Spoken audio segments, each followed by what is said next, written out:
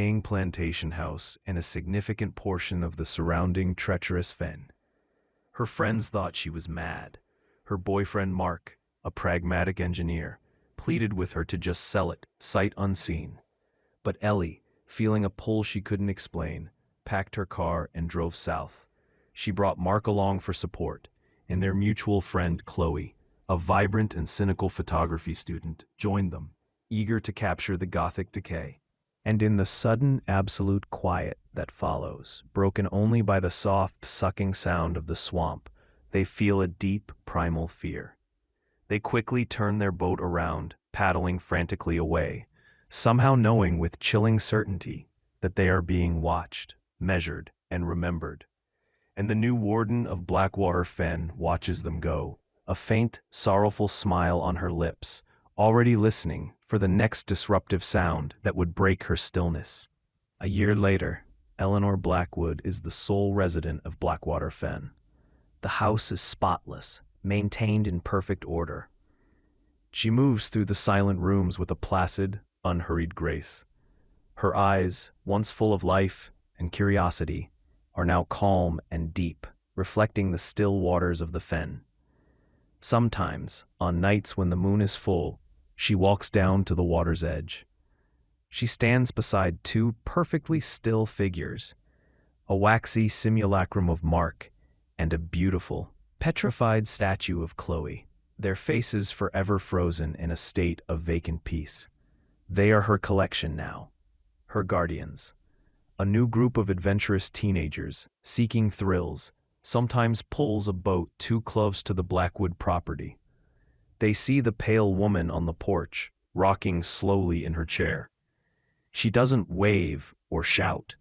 She simply lifts a finger to her lips in a universal gesture for silence. With a resolve that turned her soul to ice, Ellie made a choice. She stood and walked to the door. "I know what you want," she said, her voice steady. "Take her and let the balance be restored. I will take my uncle's place." The scratching ceased. The puppets outside the windows turned their heads in unison towards her. A profound sense of acknowledgement washed over her. The door swung open. Mark, the thing wearing Mark, stood there. It ignored Ellie completely, its empty eyes fixed on Chloe. Chloe's scream was cut off abruptly, not by a hand, but by the air itself solidifying around her. She froze mid-action, her face a mask of terror, her body becoming rigid, her skin taking on the same waxy pallor. The stillness was claiming its new, vibrant offering. The thing that was Mark led the petrified form of Chloe out into the swamp. The other puppets turned and followed, melting back into the gloom. The consequence was immediate. The scratching at the door stopped. From the swamp, they heard a series of soft, wet plops, as if things were emerging from the water. Moments later, figures began to appear at the windows. A Confederate soldier, perfectly preserved in his rotting uniform. A Prohibition-era bootlegger. A woman in a 1950s dress. All of them had the same waxy skin and still water eyes. All of them were previous offerings, now puppets of the fen. They stood and watched, silent and unmoving, a gathered audience for their final act. Trapped and hopeless, Ellie had a final horrific realization. The stillness couldn't be fought. It could only be bargained with. It demanded a warden. It demanded a sacrifice to restore the balance her uncle had broken. She looked at Chloe, who was sobbing quietly, her vibrant spirit crushed by the terror. And she looked at the journal, at the words bloodline. He emerged from the swamp, moving with a slow, deliberate grace that was utterly alien to him. His clothes were damp. His skin had a waxy, pallid quality. His eyes were the worst. They were vacant, like still water. "Ellie," he said, and his voice was a perfect imitation, but flat, devoid of emotion. "It's so peaceful. No more noise. No more thoughts." He walked towards the house, not with malice, but with a terrible, patient purpose. He was an extension of the stillness now, and it wanted the last of the Blackwood line to complete its collection. Ellie and Chloe barricaded themselves in the study. They could hear him, on the porch, then scratching softly at the door, not trying to break it down, just patiently, incessantly scraping. Chloe, in a fit of terror and rage, threw open the window and screamed into the night, a raw, defiant sound against the oppressive quiet. "Leave us alone." Driven by desperation, Ellie delved deeper into Alistair's journals. She found the truth. The Blackwoods weren't just caretakers. They were wardens. The Stillness was not a myth.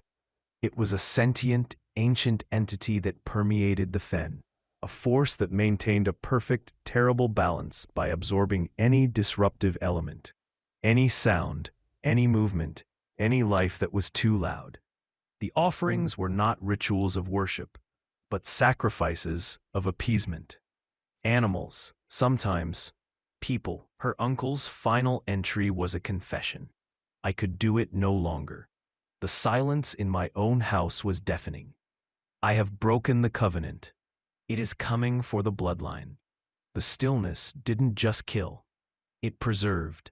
It absorbed the essence of what it took, leaving behind a hollow, perfectly still copy, a puppet of peat and bone and memory. As dusk fell on the second day, Mark returned. As the last echoes of the machinery died, a new sound began. A low, guttural croaking, like stone grinding on stone, emanated from the water. The very air seemed to thicken, resisting movement. The frogs did not resume their chorus. The following morning, Mark was gone. His generator and chainsaw lay abandoned by the porch. There were no signs of a struggle. Only a single set of footprints leading down to the murky water's edge, and not returning. Panic set in. Ellie and Chloe searched frantically, calling his name until their voices were hoarse. The swamp seemed to swallow the sound. They found one of his boots, half submerged in the muck. It was filled with a viscous, clear slime that smelled of ozone and decay. Mark, ever the skeptic, dismissed it as bioluminescent gas. Chloe, however, was captivated. The next day, she ventured out with her camera, drawn to the unnatural beauty of the place. She returned quiet and shaken, her knuckles white around her camera. "I saw something out there," she whispered to Ellie. "In the water. It wasn't an alligator. It was still, too still." That evening, Mark, frustrated with the lack of cell service and the pervasive gloom, decided to clear the landline phone line, which was tangled in the vines on the outside of the house. He fired up a gas-powered generator and a small electric chainsaw. The roar of the engines shattered the twilight peace. Ellie felt a jolt of primal fear, remembering her uncle's writings. The Stillness must not be broken. It is the first and only rule. She rushed outside, screaming at him to stop. It was too late. Alistair's study was a museum of obsession. Walls were covered in detailed maps of the fen, astronomical charts, and sketches of strange, local flora and fauna. His journals, which Ellie began to devour, spoke not of farming or business, but of the Stillness, a local legend of a primordial consciousness that resided in the swamp, a force that demanded silence and equilibrium. He wrote of rituals, of offerings to maintain the balance, of a family duty that stretched back generations. The first night, Ellie was woken not by a sound, but by a profound lack of it. The constant chorus of frogs and insects had ceased completely. The silence was absolute, a heavy blanket smothering the world. From her window, she saw a pale, phosphorescent glow deep within the swamp, pulsating softly. The journey into the bayou was a descent into another world.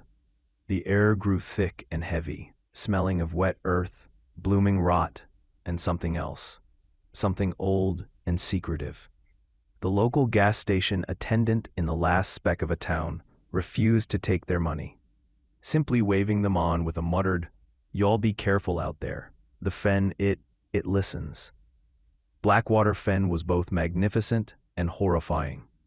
The plantation house stood on stilts, its white paint peeling like sunburnt skin, its grand columns strangled by creeping ivy.